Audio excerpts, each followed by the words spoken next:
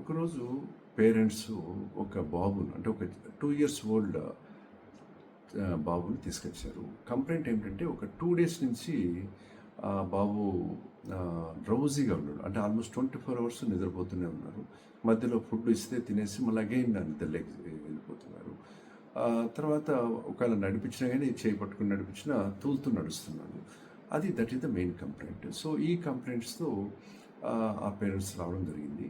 So తర్వాత వాళ్ళను అన్ని అంటే ఈ విధంగా దీన్ని ఏమిటంటే డ్రంకన్ గేట్ని చేయాలంటారు. సో ఈ విధంగా వచ్చిన వాళ్ళకు పిల్లలకు 90% ఆఫ్ పిల్లలకు ఏదో ఒక చిన్న రీజన్ ఉంటుంది. బట్ 10% ఆఫ్ పీపుల్కి మాత్రము బ్రెయిన్లో ఏదో ఒక కారణం, అంటే బ్రెయిన్లో చిన్న మెదడు ఉంటారు, అంటే సెరిబెల్లంలో ఇన్ఫెక్షన్ కానీ లేకపోతే వాపు కానీ లేకపోతే ఏదో కారణం వల్ల వస్తుంది.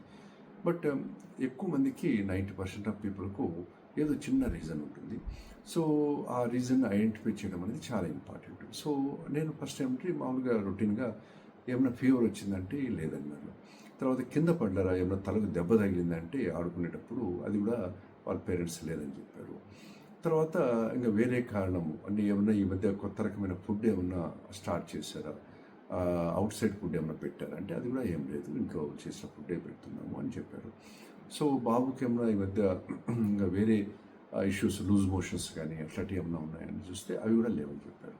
సో ఈ విధంగా చేస్తే ఎంక్వైరీ చేస్తుంటే హిస్టరీ తీసుకుంటుంటే సో ఎంతమంది సిబ్లింగ్స్ అంటే ఇంకొక పాప ఉంది, అంటే ఆ పాపకి ఏమైనా ప్రాబ్లం అని అడిగితే ఆ పాపకు కోల్డ్ ఒక 5 days నుంచి కోల్డ్ ఉంటే ఆ పాపకు కోల్డ్ ట్రీట్మెంట్ తీసుకున్నాము పీడియాట్రిషియన్ దగ్గర అని చెప్పి.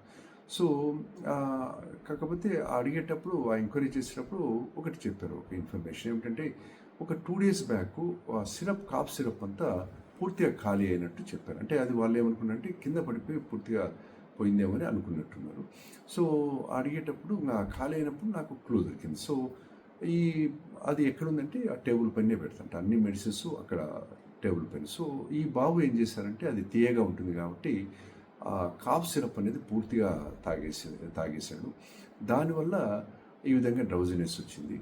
కాబట్టి తర్వాత వాళ్ళకి చెప్పాను యాక్చువల్లీ. సో మోస్ట్ ప్రాబ్లీ ఆ కాఫ్ సిరప్ వల్లనే ఈ డ్రౌజినెస్ వచ్చి ఉంటుంది. సో ఇప్పుడు ఏం టెస్ట్ చేయాల్సిన అవసరం లేదు. ఈ డ్రౌజినెస్ ఇంకా ఒక మామూలుగా అయితే ఆల్రెడీ 2 days అయింది కాబట్టి ఇంకొక 1 or 2 daysలో పూర్తిగా అది తగ్గిపోతుంది. దాని గురించి భయపడాల్సిన అవసరం లేదు. ఏదైనా ఇబ్బంది అయితే తీసుకురండి అని చెప్పాను.